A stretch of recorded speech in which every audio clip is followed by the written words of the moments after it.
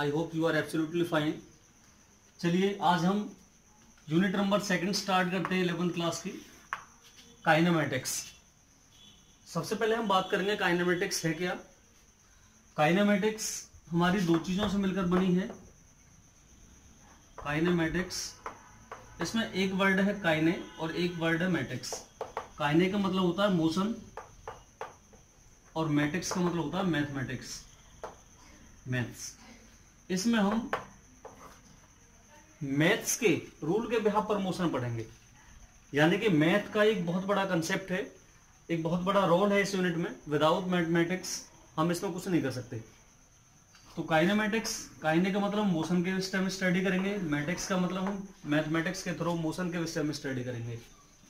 अब देखिए काइनेमेटिक्स है क्या। It is the branch of physics in which we study about the motion of any object. किसी भी वस्तु की गति के बारे में हम चर्चा करेंगे without the cause of motion. हमें उससे मतलब नहीं है कि भाई वो बॉडी किस वजह से चल रही है, उसके पीछे क्या फोर्स लग रहा है, क्या उसका कॉज है, उसके विषय में कोई चर्चा नहीं है। केवल हमारा जो टॉपिक है वो मोशन ऑफ एनी ऑब्जेक्ट, कि ऑब्जेक्ट किस तरह से चल रहा है। अब काइनेमेटिक्स में हम बात करते हैं 3 तरह के मोशन। कितने तरह के होते हैं बेटा? 3 टाइप्स ऑफ मोशन। पहला रहेगा motion in a straight line, motion in a straight line, और इसी को हम बोलते हैं बेटा 1 डायमेंशन मोशन। क्या बोलते हैं? 1 डायमेंशन मोशन। दूसरा रहेगा हमारा मोशन इन ए प्लेन, और इसी को क्या बोलते हैं बेटा हम? 2 डायमेंशन मोशन। और हमारा जो थर्ड रहता है वो रहता है मोशन इन स्पेस, और इसको क्या बोलते हैं बेटा हम? 3 डायमेंशन मोशन। तो हमारा 3 तरह का मोशन है, 1 डायमेंशन, 2 डायमेंशन, 3 डायमेंशन। बहुत इंपॉर्टेंट कंसेप्ट है। आज हम केवल जो चर्चा करेंगे वो करेंगे बेटा 1 डायमेंशन मोशन की। केवल 1 डायमेंशन मोशन, यानी कि लीनियर मोशन भी कह सकते हैं हम इसे। तो लीनियर मोशन में हम कौन कौन सी चीजें देखते हैं? सबसे पहले हम टॉपिक पर डिस्कस करेंगे distance, displacement, scalar, vector. After that हम आगे चर्चा करेंगे स्पीड, वेलोसिटी और उनके कुछ न्यूमेरिकल्स के ऊपर। तो ये वीडियो बहुत इंपॉर्टेंट होनी है। आज इस लेक्चर को आप पूरा देखिएगा, बहुत सारी चीजें आज लेकर के जाओगे आप। तो हम सबसे पहले बात करते हैं बेटा डिस्टेंस और डिस्प्लेसमेंट।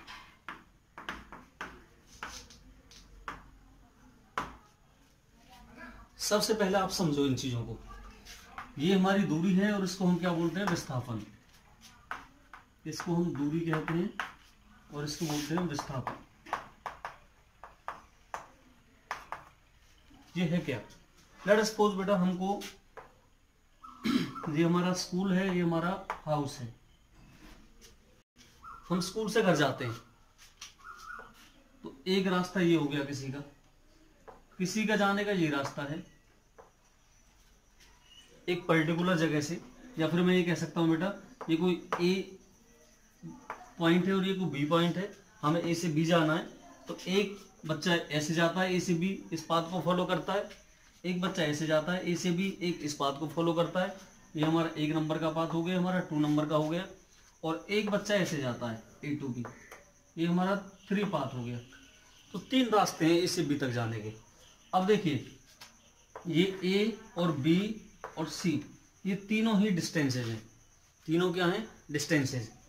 लेकिन जो शॉर्टेस्ट रहेगा, the shortest path is known as displacement. वो क्या रहेगा? डिस्प्लेसमेंट रहेगा। तो ये क्या है? डिस्टेंस क्या है? The actual path covered by an object in A given particular time. एक दिए गए समय में जो एक्चुअल पाथ, वास्तविक रास्ता जो तय करेगा वो हमारा क्या रहेगा? डिस्टेंस। और ये क्या रहेगा? द डिस्टेंस फ्रॉम बिटवीन, नहीं, the distance from starting to final point. The shortest distance from starting to final point या initial to final point is known as displacement. The shortest distance covered by an object from initial to final point is known as displacement. समझ आया? तो ये तो हमारा क्या रहा बेटा? एक्चुअल पाथ, ये तो रहा हमारा एक्चुअल पाथ, और ये हमारा क्या रहा, शॉर्टेस्ट पाथ। दूसरा ये हमारा क्या है बेटा, स्केलर है। कैसा है, scalar quantity, this is the scalar quantity. और ये कैसी है बेटा, हमारी वेक्टर क्वांटिटी है। स्केलर क्वांटिटी में केवल मैग्नीट्यूड रहता है, और वेक्टर क्वांटिटी में मैग्नीट्यूड के साथ साथ डायरेक्शन भी इंक्लूड रहती है।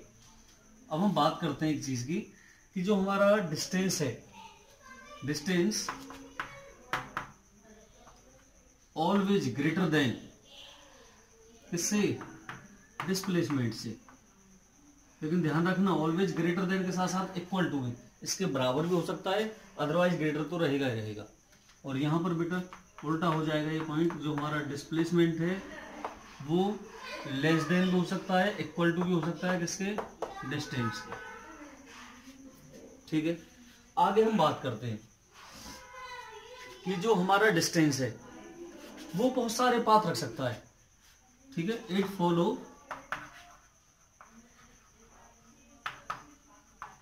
The many path depend upon the orientation and position of an object. ठीक है, ये बहुत सारे पाथों को फॉलो कर सकता है, जबकि it follow a unique path, ये केवल एक ही पाथ को फॉलो करेगा। कौन सा, जो शॉर्टेस्ट रहेगा, वही क्या रहेगा, हमारा डिस्प्लेसमेंट रहेगा। तो आज आपने डिस्टेंस और डिस्प्लेसमेंट को बहुत अच्छे से समझा है। अब इसके बाद चलते हैं हम वन डायमेंशन मोशन में। जैसे मैंने अभी बताया, वन डायमेंशन मोशन क्या है, टू डायमेंशन मोशन क्या है, थ्री डायमेंशन, चर्चा हमारी रहेगी कंप्लीट इस पर, वन डायमेंशन पर ही। तो सबसे पहले हम देखते हैं बेटा वन डायमेंशन मोशन क्या होता है। देखिए, एक पॉइंट से दूसरे पॉइंट तक स्ट्रेट लाइन मोशन जो रहेगा हमारा, वो कौन सा रहेगा बेटा, one dimension motion. One dimension motion, straight line motion. जैसे किसी रेलगाड़ी का चलना ट्रैक पर, किसी स्ट्रेट रोड पर किसी बस का मूव करना, वो सारे हमारे क्या हैं, किसी भी बो से किसी एरो का निकलना, धनुष से छोड़ा गया तीर, वो सभी क्या है हमारे वन डायमेंशन मोशन देंगे। बंदूक से निकली हुई गोली, ये सभी क्या है, वन डायमेंशन मोशन। और बेटा टू डायमेंशन मोशन क्या हमारे, टू डायमेंशन मोशन रहेंगे हमारे किसी प्लेन में चलना। जैसे कि मैं कहूँ हमें यहाँ से ऐसे जाना, फिर ऐसे जाना है, तो ये जो पाथ हो गया हमारा ए से बी और बी से सी, तो ये हमारा क्या है बेटा, प्लेन। प्लेन का मतलब टू डायमेंशन मोशन। या मैं कह दूं जो हमारा प्रोजेक्टाइल मोशन रहता है, कौन सा बेटा, आप आगे बढ़ोगे से, प्रोजेक्टाइल मोशन। यहाँ से कोई बॉडी में थ्रो करूं और वो ऐसे जा करके यहाँ पहुंचे ए से बी पॉइंट तक, तो ये हमारा जो पाथ है वो क्या रहेगा, ये भी हमारा प्रोजेक्टाइल मोशन होता है। किसमें आता है, टू डायमेंशन मोशन में, क्योंकि ये भी एक प्लेन में लाई करता है। यदि इसको हम इस तरह से देखें, एक्स एक्सिस वाई एक्सिस, तो एक प्लेन में लाई करता है, that is the two dimension motion. तो आज हम बात करते हैं वन डायमेंशन मोशन की, जबकि एक तीसरा पॉइंट भी है इसका, कौन सा, थ्री डायमेंशन मोशन। और थ्री डायमेंशन मोशन केवल मॉलिक्यूल्स दिखा सकते हैं। गैस के जो मॉलिक्यूल्स हमारे वो रैंडमली मूव करते हैं तीनों डायमेंशन में, एक्स वाई और जेड में। जैसे कि हमारा कोई बर्ड है, bird flying in the sky, किसी भी तरफ जा सकता है, वो आगे पीछे ऊपर नीचे सारे तीनों डायमेंशन में घूम सकता है इस तरह से। तो ये हमारा क्या हो जाएगा, थ्री डायमेंशन मोशन, जो प्लेन उसमें स्पेस में मूव करता हो। जैसे काइट का मूव करना, किसी बर्ड का मूव करना, तो ये सभी हमारे कौन से, हमारे थ्री डायमेंशन मोशन रहेंगे। अब हम बात करते हैं वन डायमेंशन मोशन की। तो देखिए आगे,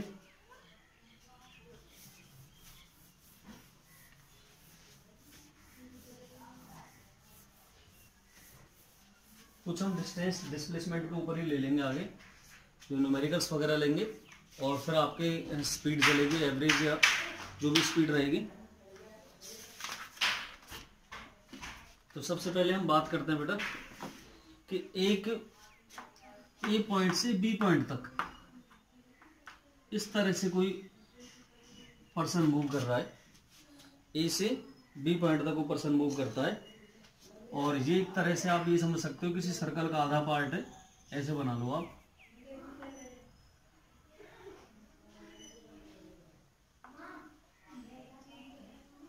that is the A point and that is the B point. R इसकी रेडियस है इस सर्कल की, और वो कह रहा है कि ए से बी तक पहुंचने में टोटल डिस्टेंस कितनी होगी, टोटल डिस्प्लेसमेंट कितनी होगी, तो दोनों चीज निकालनी है हमें। तो देखिए जो डिस्टेंस होगी वो एक्चुअल पाथ रहेगा, तो एक्चुअल पाथ देखना हाफ ऑफ द सर्कमफेरेंस बन रही है इसके, तो हाफ ऑफ द सर्कमफेरेंस कितनी बनेगी बेटा, टोटल बनती है 2 पाई आर, तो आधी कितनी रहेगी पाई आर। तो ये तो क्या होगी, इसके डिस्टेंस होगी। अब हम डिस्प्लेसमेंट की बात करेंगे तो डिस्प्लेसमेंट ये रहेगी ए से बी जो डायरेक्टली रहेगा वो कितना रहेगा, आर प्लस आर, आधी रेडियस आर और आधा ही कितना आर, तो टोटल डायमीटर का कितना बनेगा बेटा 2r। ये हमारी डिस्प्लेसमेंट आई और ये हमारी डिस्टेंस आई। यदि वो कहता है द रेशियो बिटवीन डिस्टेंस और डिस्प्लेसमेंट, तो कितना होगा, डिस्टेंस कितनी है बेटा हमारी पाई आर, डिस्प्लेसमेंट कितना हमारा 2r, आर से आर मारा गया पाई/2। तो ये हमारी क्या है बेटा, डिस्टेंस वर्सेस डिस्प्लेसमेंट, पाई/2 इसका रेशो आया। हम सेकंड क्वेश्चन कोई और लेके चलते हैं। दूसरा क्वेश्चन हमारा इस तरह का है कि यदि हम इस क्वेश्चन को आप थोड़ा ढंग से देखिएगा, ये हमने एक क्यूब ले लिया कोई,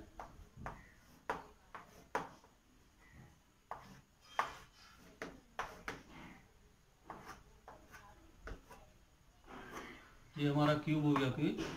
अब वो जो क्यूब है ईच साइड इसकी कितनी है बेटा, ए है, ईच साइड इसकी ए है। कोई ऑब्जेक्ट हमारा ए से बी चल रहा है, बी से सी और सी से डी पॉइंट पर पहुंचा, ए से बी, बी से सी और सी से डी पॉइंट पर पहुंचा। ईच डिस्टेंस, ईच साइड्स हैं उसकी ए है, तो कह रहा है ए से डी का डिस्प्लेसमेंट कितना होगा, ए से डी का डिस्प्लेसमेंट। कोई यहां से मक्खी चलना शुरू करती है ए पॉइंट से बी पर, सी पर और डी पर पहुंच जाती है। अब मक्खी अपने इनिशियल पॉइंट से फाइनल पॉइंट के बीच में जो टोटल डिस्प्लेसमेंट हो कितना है, यानी कि इनिशियल से फाइनल तक डिस्प्लेसमेंट कितना रहा, तो वो हमें निकालना है। क्वेश्चन को आप ढंग से देखिएगा, बहुत इंपॉर्टेंट क्वेश्चन है।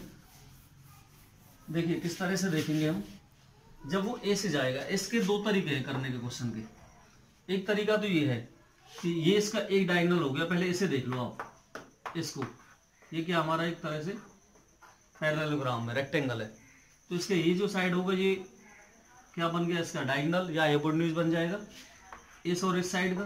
तो सबसे पहले मैं ए सी निकाल लेता हूँ बेटा।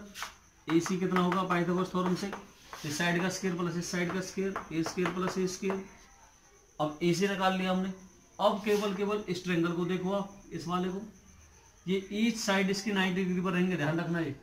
तो इस वाले में एक बेस ये हो गया, ये क्या हो गया परपेंडिकुलर, ये क्या हाइपोटेन्यूज इसका। तो अब क्या निकालेंगे बेटा एडी हम, तो एडी क्या निकलेगा रूट ऑफ द AC का स्क्वायर प्लस कौन सा बेटा CD का स्क्वायर। वैल्यू रखेंगे हम, AC की वैल्यू कितनी हमारी ए स्क्वायर प्लस ए स्क्वायर का रूट और इसका स्क्वायर भी है, प्लस CD कितना हमारा, CD की वैल्यू ए है तो ए का स्क्वायर, AD कितना होगा बेटा रूट ऑफ ए स्क्वायर से रूट कैंसिल, तो ए square plus A square plus A square कितना आ जाएगा AD, ये आ जाएगा हमारा रूट 3 टाइम्स ऑफ ए। तो एक तो हमारा ये मेथड आ गया निकालने का, ये तो हमारा सीधा सा मेथड है। अब हम बात करते हैं इसका एक दूसरा मेथड भी है निकालने का, तो वे कैसे, उसे हम कैसे फाइंड आउट कर सकते हैं। देखिए ए से बी, बी से सी और सी से डी। यदि हम इस तरह के क्वेश्चन की बात करें तो इस तरह के क्वेश्चन को निकालने के लिए हम सबसे पहले इसके कोऑर्डिनेट को देखिए, कोऑर्डिनेट लोकेट कर लेते हैं। इस पॉइंट के जो कोऑर्डिनेट है बेटा 0 0 0 है, जब वो यहाँ जाएगा और यहाँ फाइनली इस पॉइंट पर है, तो इस पॉइंट के कोऑर्डिनेट देखना बेटा, यहाँ से भी वो ए है तो मैं डी पॉइंट के कोऑर्डिनेट लिख देता हूँ सबसे पहले, कोऑर्डिनेट ऑफ पॉइंट डी। अब डी पॉइंट के कोऑर्डिनेट कितने रहेंगे हमारे, ए से बी से और ए से बी से देखते हैं हम डी पॉइंट की लोकेशन, तो कितना होगा बेटा ए आई प्लस ए जे, क्योंकि ईच साइड ए है, एक्स एक्सिस में भी चला वो, वाई में भी चला, कितना ए चला वाई में, लेकिन जेड में वो अंदर की तरफ चल रहा है, बाहर की तरफ नहीं चल रहा है। यदि बाहर की तरफ चलता तो जेड में प्लस आता, वो अंदर की तरफ चला, पीछे की तरफ, तो इसलिए जो जेड वाली टर्म रहेगी वो माइनस की रहेगी, ए की, याद रखना है। जो आई में वो आगे की तरफ चल रहा है, यानी कि X axis positive, Y axis positive, लेकिन जेड एक्सिस में वो नेगेटिव में चल रहा है अंदर की तरफ। तो ये इसके क्या हो जाएंगे बेटा, कोऑर्डिनेट। कोऑर्डिनेट कितने इसके, ए और माइनस ए, ये कोऑर्डिनेट थे। अब हमने इसको किसको लिख लिया, एक तरह से डिस्टेंस के रूप में लिख लिया, एडी के में, इसमें रखा है एडी वेक्टर। एडी वेक्टर इतना है। यदि मैं इसका मैग्नीट्यूड निकालता हूँ, मैग्नीट्यूड यानी कि मोड ऑफ एडी, तो कितना होगा बेटा, root of A square plus A square, क्योंकि ये माइनस है, इसका स्क्वायर करेंगे प्लस हो जाएगा, यहाँ से √3 टाइम्स ऑफ ए, तो ये क्या निकल गई हमारी, एडी की डायरेक्ट डिस्टेंस निकल गई हमारी। तो ये एक दूसरा तरीका है इसका, आपका जो जी करे वो कर सकते हैं। नेक्स्ट क्वेश्चन है जो हमारा थर्ड, बहुत इंपॉर्टेंट क्वेश्चन है, उसे देखिएगा।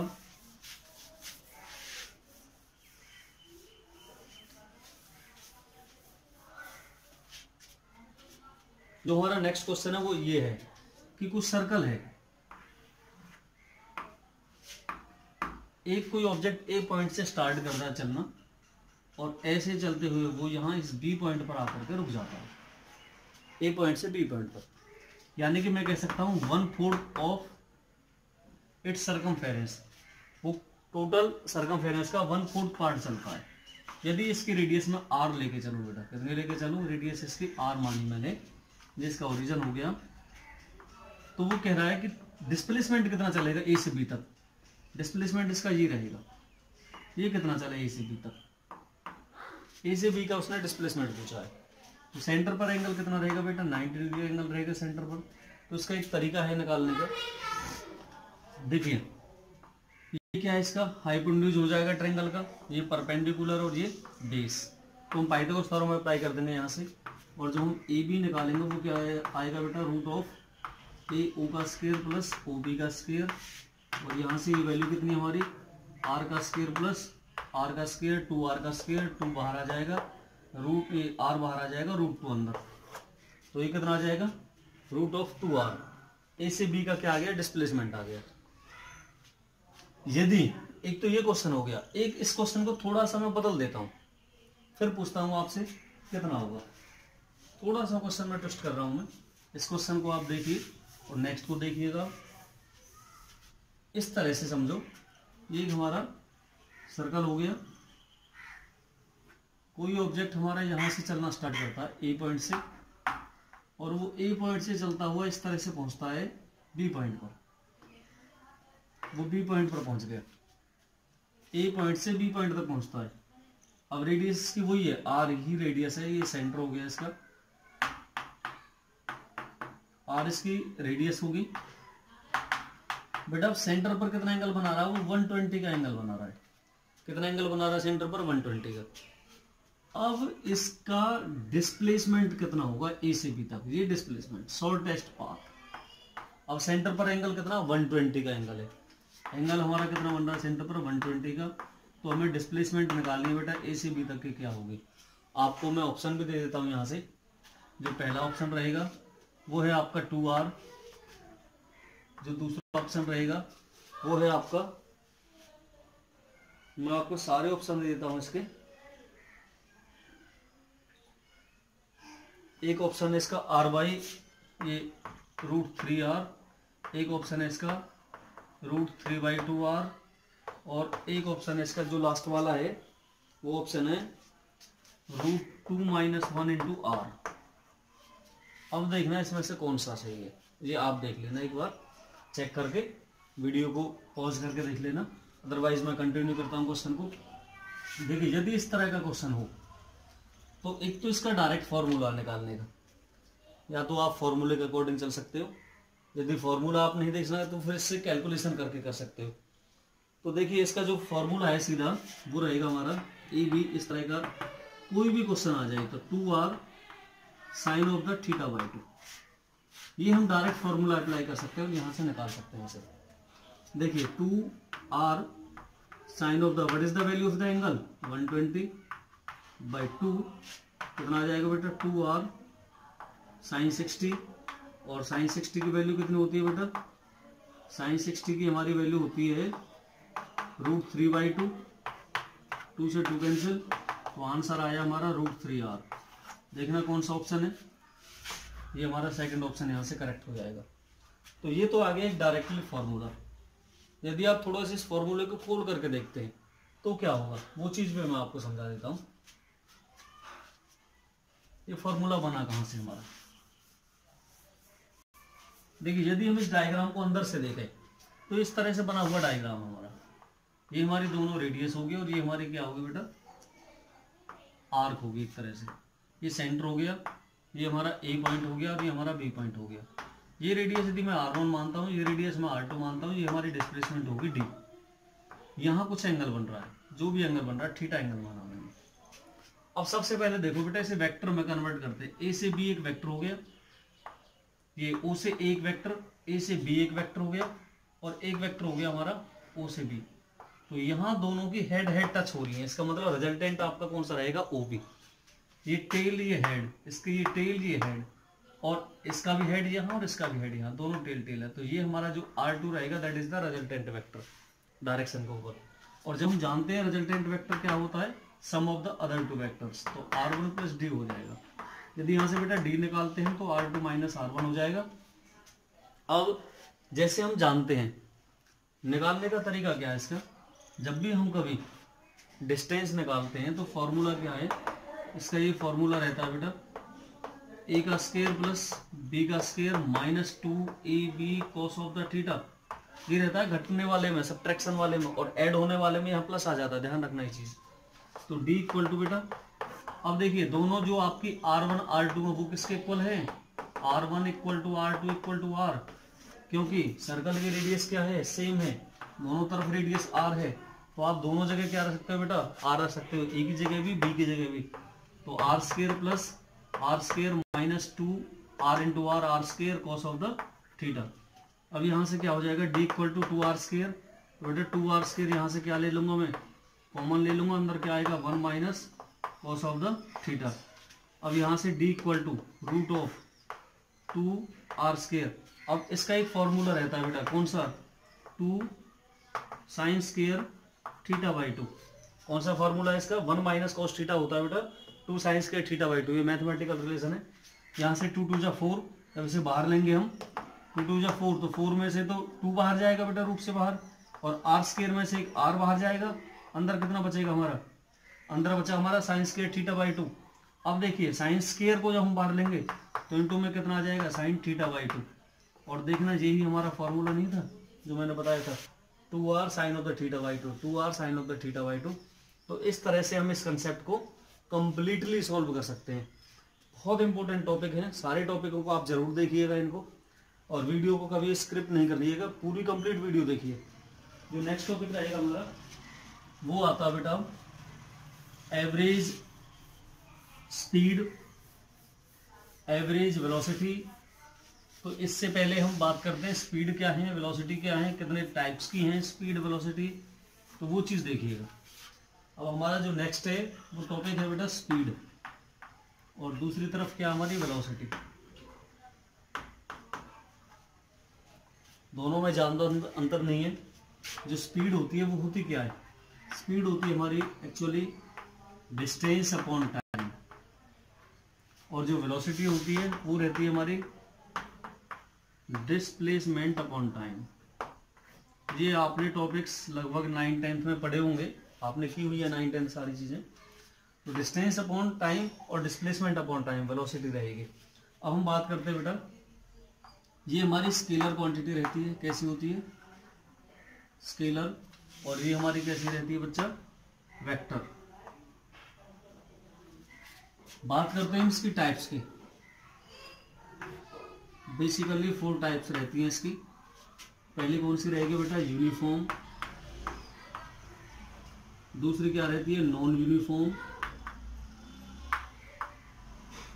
और नॉन यूनिफॉर्म का ही दूसरा नाम क्या है, वेरिएबल। वेरिएबल का मतलब जो घटती बढ़ती रहती है, कांस्टेंट नहीं हो। तो थर्ड रहेगा हमारा वो रहेगा एवरेज, एवरेज स्पीड। और लास्ट रहेगा हमारा इंस्टेंटेनियस, इंस्टेंटेनियस स्पीड। यही हमारे पॉइंट रहेंगे बेटा किसके, वेलोसिटी के। इंस्टेंटेनियस वेलोसिटी, एवरेज वेलोसिटी, ये हमारी नॉन यूनिफॉर्म और ये हमारी यूनिफॉर्म। ये हमारी 4 टाइप की क्या रहती है, वेलोसिटी रहती है। अब हम बात करते हैं यूनिफॉर्म। यूनिफॉर्म का मतलब क्या है, इक्वल डिस्टेंस में इक्वल टाइम, यानी कि equal distance covered in equal interval of time, that is the uniform speed. वो यहाँ रहेगा equal displacement covered in equal interval of time, that is the uniform velocity. अब इसका जो ग्राफ जाएगा वो इस तरह से जाएगा बेटा, this is the time axis and this is the displacement axis, या डिस्प्लेसमेंट की हो या डिस्टेंस की हो। तो स्ट्रेट लाइन जाए दैट इज द यूनिफॉर्म, वो हमारी यूनिफॉर्म वेलोसिटी रहेगी। यदि डिस्प्लेसमेंट है तो डिस्टेंस है तो यूनिफॉर्म स्पीड रहेगी। बात करते हैं नॉन यूनिफॉर्म की। नॉन यूनिफॉर्म का मतलब an object covered unequal distance in equal interval of time. Distance या डिस्प्लेसमेंट हमारी अनइक्वल रहेंगे लेकिन टाइम इंटरवल हमारा सेम रहेगा। तो इसके बारे में जो सेकंड रहेगा, इसके बारे में जो ग्राफ जाएगा बेटा वो इस तरह से जाएगा, time that is the displacement या डिस्टेंस, और जो ग्राफ जाएगा वो इस तरह से जाएगा हमारा, यानी कि टाइम यहाँ पर इंक्रीज कर रहा है लेकिन डिस्प्लेसमेंट स्मॉल इंक्रीज कर रहा है। धीरे धीरे टाइम हमारा स्मॉल इंक्रीज करेगा, डिस्प्लेसमेंट राइज एक साथ बढ़ेगा। तो ये हमारा क्या रहेगा, नॉन यूनिफॉर्म या वेरिएबल स्पीड और वेलोसिटी, आइदर कोई सी भी कह सकते हैं। अब हम बात करते हैं बेटा एवरेज की और इंस्टेंटेनियस की। तो ये दोनों टॉपिक हमारे मेन हैं। इन टॉपिकों पर बहुत सारे क्वेश्चंस आते हैं जो हमारे IIT और नीट बहुत सारे हमारे एंट्रेंस एग्जामों में पूछे जाते हैं। तो इन सारे क्वेश्चनों के बारे में भी हम डिस्कस करेंगे। पहले हम बात करते हैं एवरेज स्पीड क्या है, इंस्टेंटेनियस स्पीड क्या है, इनको देखिएगा। अभी देखिए स्पीड अभी बताया मैंने, distance upon time that is the speed.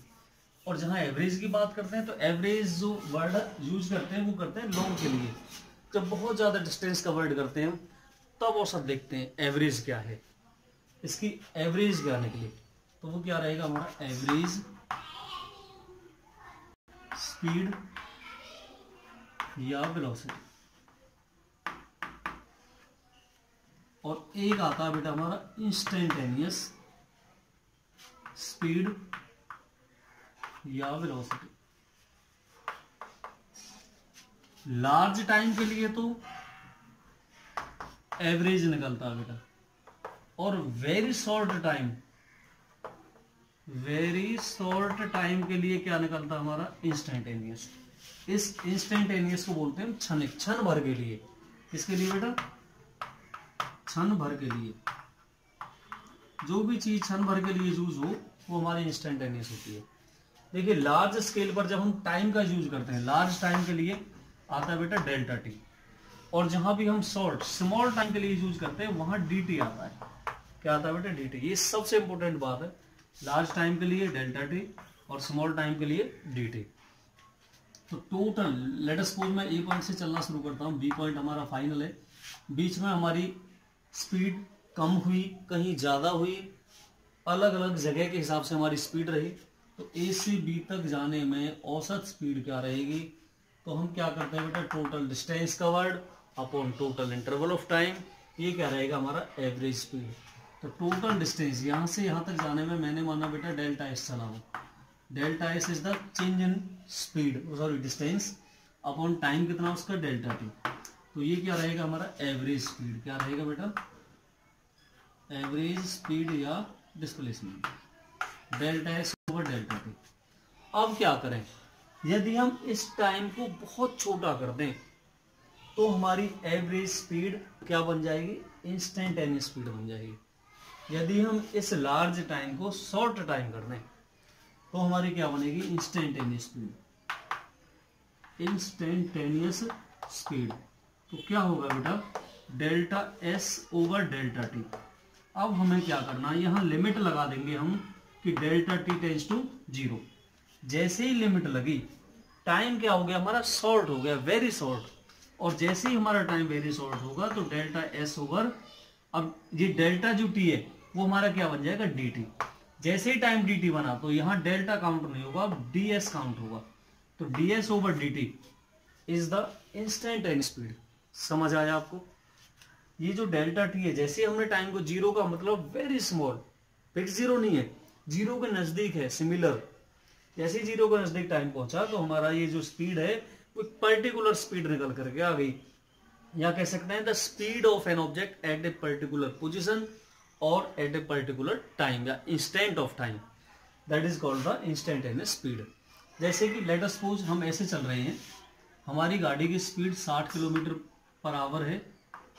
जैसे ही यहाँ से एक ब्रेकर आया, हमने ये ब्रेकर पार करना है, तो ब्रेकर के लिए हमने ब्रेक अप्लाई की, इस ब्रेकर को पार करने के लिए, that is the breaker, speed breaker है हमारा। जैसे ही ब्रेक अप्लाई करने पर इस ब्रेकर को पार करते टाइम गाड़ी की जो स्पीड होगी वो इसकी इंस्टेंटेनियस स्पीड कहलाएगी ड्यूरिंग पासेस द ब्रेकर, जब हम इस ब्रेकर को पार कर रहे हैं। लेट अस सपोज ये इस टाइम इसकी 30 रहेगी स्पीड, तो ये जो 30 है ये हमारी इंस्टेंटेनियस स्पीड या वेलोसिटी रहेगी, क्योंकि इस ड्यूरेशन, ऐसे तो है नहीं हम भाई 10 मिनट में पार करेंगे उस ब्रेकर को, 1 मिनट में पार करेंगे, सेकंड, मिली सेकंड का टाइम लगता है। बहुत कम समय के लिए जो स्पीड रहेगी वो क्या रहेगी, हमारी इंस्टेंटेनियस स्पीड। हमारे आजकल जो डिजिटल मीटर आ रहे हैं वो सभी इंस्टेंटेनियस स्पीड के ऊपर बेस्ड है। अच्छा, ये टॉपिक आपका हो। अब इसके क्वेश्चन देखिए, क्वेश्चन बहुत इंपॉर्टेंट है इसके।